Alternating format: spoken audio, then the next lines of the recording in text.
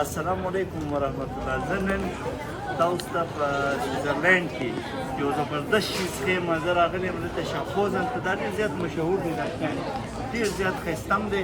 خو زه تاسو ته یو سپیشل شی ما ته په دې 3 میاشتو کې ما ام نه دی خوړلی، خو نن ما ته پاکستاني امونه میلو شي دلته کې. د پاکستان امونه دي، زه ورته ډېر زیات خوشحاله شم. اوس به زه پاکستاني امونه خورم. ډېره زیاته مزه یې وکړه، ډېر زیات خوند به وکړي او ما ډېر زیات زه دې ما ته خوشحاله شم. ډېر زیات زبردست شوق دی او د پاکستان د هر ملک شیزونه دلته لګیږي ملاویږي او دلته کې دا اوس وګورئ هر څه به تاسو ته میلو شي. ما پاکستاني امونه وکتل، دا به زه اوس خورم انشاءالله او زه ورته ډېر زیات اکسایټډ شوم، ډېر خوشحاله شوم ځکه چې دا 3 میاشتې وشوې ما یو ام نه دی خوړلی او نن ما ته میلو شو نو زه ډېر زیات ورته خوشحاله شوم. ما چې زه ویډیو جوړه کړم او زه خپلو ټولو ملګرو سره شیر کړم چې په سویټزرلینډ کې ما ته امونه میلو شو.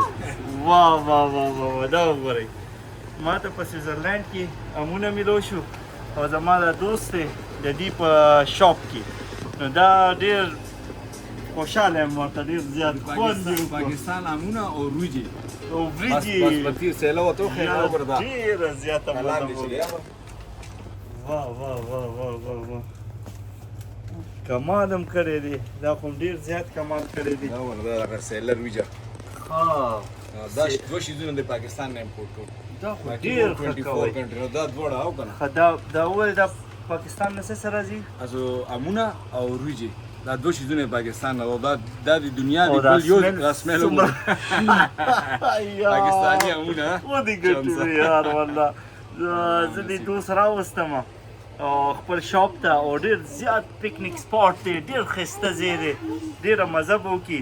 زه ټول پاکستانیانو ته د ارشد ندیم چې کوم تھرو کړې ده او عالمي ریکارډ یې جوړ کړو او هغه 118 سالو چې کوم ریکارډ مات کړو په هغې ټول قوم ته پاکستاني قوم ته مبارکباد پیش کوم.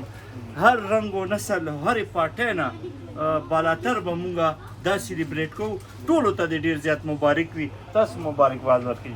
او زه ټول پاکستاني قوم ته ټولو ته مبارکباد پیش کوم او پرونه رسې ما ته سویسن کوم زما ملګري هغې ما له هغه سکرین شاټ رالیږلی. پاکستان مطلب دا چې دومره پاکستان نوم دی روشن کو. یاره کمال یې کړی. ارشد ندیم ته ډېر ایوارډز پکار دي او د هغه خواهش دی چې میاچنو کې موږ ګراوند جوړ کړئ نو هغه زبردست سپورټس ګراوند هغه لپاره پکار دی چې ټول انډورز آوټډورز گیم هم پکې کېږي. د هغه په نامه باندې جوړول پکار دي. حکومت پاکستان او ریاست ته پکار دي چې داسې هلکان د انکریج کړي چې نورو خلکو کې د کرکټ نه علاوه هم د نورو گیمونو شوق پیدا شي. ډېر ډېرې مبارکباد ولا ورکوم، ډېرې مبارک شه. قائد جمعیت هم ولا مبارکباد ورکوم، مولانا فضل الرحمن صاحب هم. موږ هم د اړه نه ډېر زیات خوشحاله یو. خوشحال او آباد اوسئ. ډېره مهرباني او ستا ډېره زیاته مننه چې دلته دې راوستو. دومره ښایسته نه نه یار دومره خوند یې وکړو. ما 3 میاشتو کې ام نه دی خوړلی، اوس به زه خورم. بس خوشحال او آباد اوسئ. ډېره مهرباني. السلام علیکم ورحمت الله.